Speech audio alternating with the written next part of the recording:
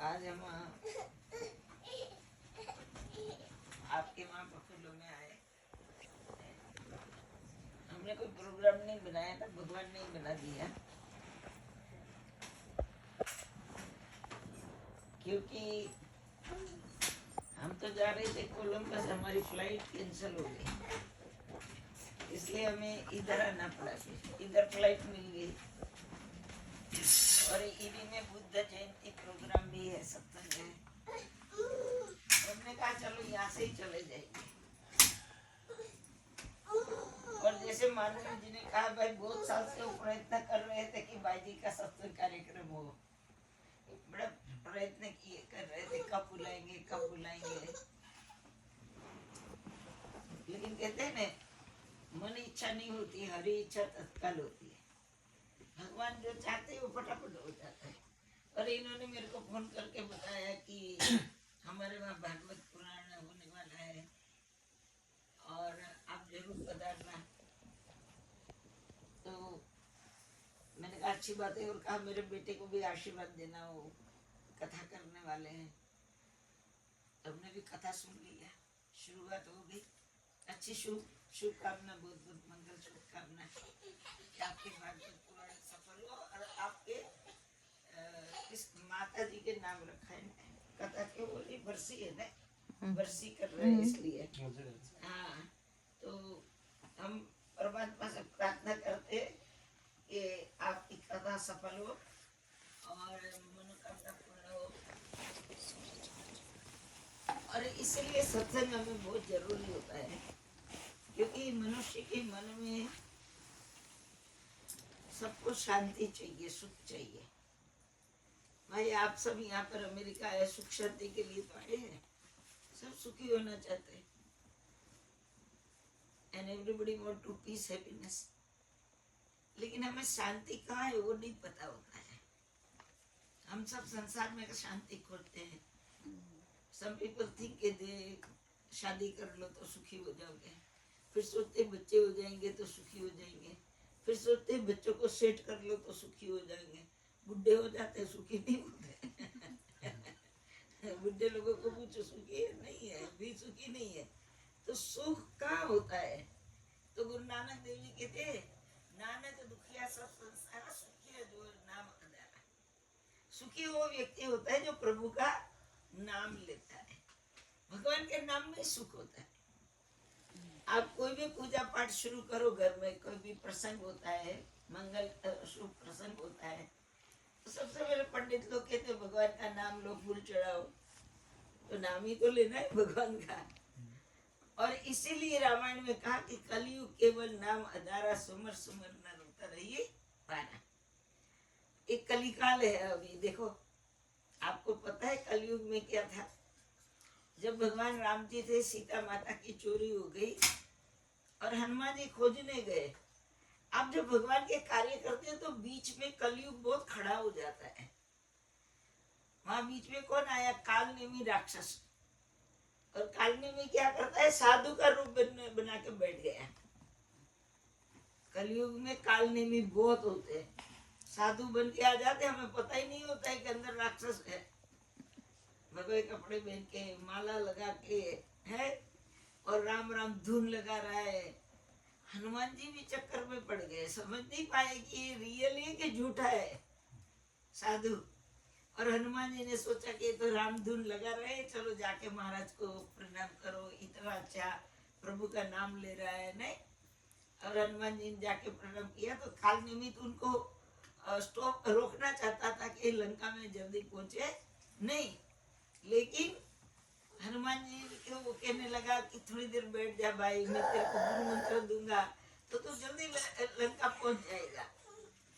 तो हनुमान जी को बोले स्नान करके आ जाओ। हनुमान जी स्नान करने गए तो पानी में एक मगरमच्छ थी, उसने हनुमान जी का पैर पकड़ लिया। हनुमान जी ने वो मगरमच्छ को मारा तो वो अप्सरा कोई थी, उसको श्राप था। वो उसको श्राप था कि हनुमान जी के द्वारा उद्धार होगा, तो प्रकट हो गई। और अप्सरा ने कहा हनुमान जी को कि आप जिसके पास हो ना, वो कालनेमी राक्षस है, वो भगवान के कार्य में विघ्न करके आपको मारना चाहता है। अब देखो हनुमान जी वहां फिर गए, अब उसका उद्धार हुआ। और हनुमान जी ने जाके कालनेमी को प्रणाम किया और उसने कहा आ जाओ बेटा, मैं मंत्र देता हूँ। हनुमान जी का मंत्र बाद में देना, दक्षिणा पहले मैं देता हूँ आपको।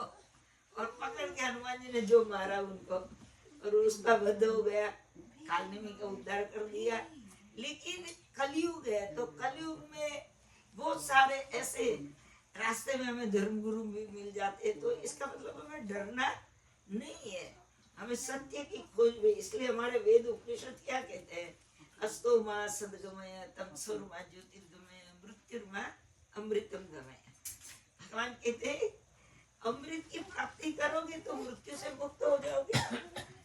अमृत की प्राप्ति करो, असत्य से निकलो।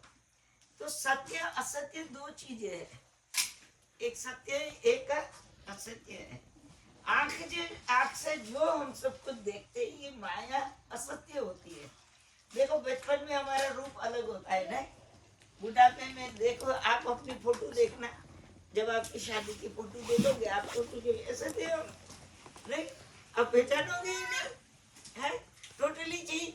बिकॉज ये संसार असत्य है, तो एवरीथिंग गोइंग चेंज, थोड़ा थोड़ा दिन में बदलता रहता है? लेकिन जो सत्य है वो कभी बदलता नहीं है, और वो परमात्मा का रूप होता है। इसलिए भागवत पुराण का प्रथम एक श्लोक है कि जो कथा करता है उसके उस श्लोक का अनुभव करके करना है। क्या है? सच्चिदानंद रूपाय विश्वोत्पत्ति हेतवे तापत्रय विनाशाय श्री कृष्ण वयमं नमः। श्लोक कहता है कि सच्चिदानंद परमात्मा का ध्यान करके एक कृष्ण की कथा शुरू करनी चाहिए। सच्चिदानंद परमात्मा का ध्यान करोगे तो सच्चित आनंद। सत्य क्या है? तो कह रहे चित्त में जो है वो सत्य है। सत चित्त, चित्त बोले ना, चित्त क्या है? आपकी शक्ति, आपका मन जो अंदर से ना अशांत हो जाता है। तो देखो तभी कई लोग नहीं कहते आज मेरा मन ठीक नहीं है, बोलते हैं ना आज मेरा मन बहुत भटक रहा है, अशांति हो रही है।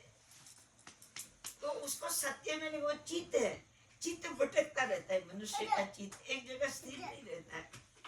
तो भगवान जी ने कहा सत चित आनंद।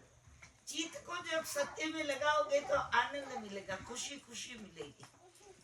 ऑलवेज यू बी हैप्पी, सुखी रहोगे। भगवान कहते हैं सच्चित आनंद में मन लगाओ। इसलिए कहते हैं शिव जी का रूप क्या है? चिदानंदम शिवोहम शिवोहम। शिव जी कहते हैं मैं तो सच्चिदानंद स्वरूप हूँ, न मैं मंत्र हूँ, न तंत्र हूँ, न यंत्र हूँ। भगवान कहते मैं कुछ नहीं हूँ।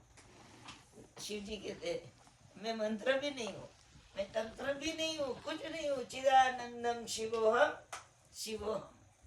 कहते मैं सच्चिदानंद, सच्चित चित्त में जो शिव जी है हमारे एवरीबॉडी इनसाइड। अभी जैसे पहले भजन गाए ने कि भाई बाहरी खोजन छ, ईश्वर तो अंदर मिलेगा, तुम माई बाहर ढूंढते रहते हो। तो इसीलिए हमें, जैसे एक रानी थी, उसका हार एक पक्षी उठा के ले गया। पक्षी ले जाके कहाँ ले गया? वो एक पेड़ पे रहता था, तो पेड़ पर पक्षी हार ले जाके रखा। उसका जो घर होता है ना, पक्षी का, बर्ड का भी घर होता है, उसको हम तो घोंसला बोलते हैं। अब आपकी भाषा में क्या बोलते हैं हमें नहीं पता है, तो क्या बोलते हैं? गुड़। गुड़। तो उसके अंदर उसने हार रखा, तो आधा बाहर आधा अंदर। और वो जो पेड़ था, ट्री थी, वो एक पॉन्ड के पास, एक छोटा लेक था, लेक के पास थी। तो एक घास काटने वाला ग्रास कटर जो था, घसियारा वहां आया, पानी में हाथ धो के बैठा। उसने पानी में देखा कि एक हार है, बड़ा सुंदर चमक रहा है, मोती हीरे है। तो उसने डुबकी लगाई तो हार हाथ में आया नहीं। वो सोचे इसमें हार है, मेरे को मिलता नहीं है। फिर बैठे तो पानी शांत हो जाए, तो फिर दिखाई दिया। तो इतने में वहां एक महात्मा जी आए। उसने कहा बेटा तू इसमें डुबकी क्यों बार बार लगा रहा है? तो कहते महात्मा जी एक हार है, लेकिन मेरे हाथ में आता नहीं है। महात्मा जी ने देखा रे तो परछाई है, शेडो। तो महात्मा जी ने कहा कि भाई हार उधर है, ऊपर देख। ऊपर था, परछाई नीचे, और वो ढूंढता था इधर, ऊपर नहीं देखता था। ऐसे ही हम लोग हैं, सुख शांति। जैसे सैटरडे संडे आते सब मॉल में जाते हैं ना शॉपिंग करने, सुख शांति के लिए जाते हैं ना। ओ भाई करेंगे, बहुत खुशी होगी, घूमने जाएंगे, बहुत सुख मिले। घर आओ कुछ सुख मिलता नहीं है ना।